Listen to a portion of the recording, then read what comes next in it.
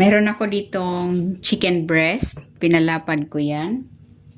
Titimplahan ko muna ito ng asin,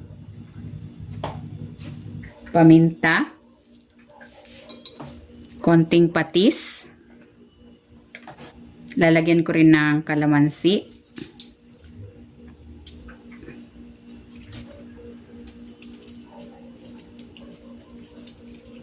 At ng suka.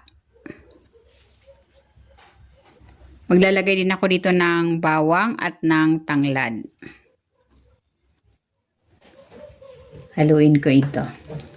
Kung hindi ka pa nakapag-subscribe sa aking channel, please subscribe at i-click mo na rin ang notification bell para lagi kang updated sa aking latest recipes. Ayan, okay na ito. Ibabad ko muna ito for at least 1 hour. And nagpainit na ako ng kawali. Maglalagay ako dito ng konting cooking oil.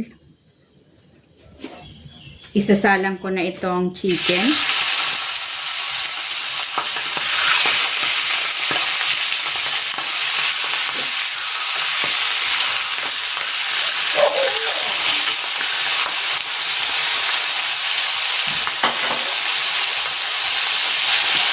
Para mas mabango, maglalagay ako dito ng tanglad.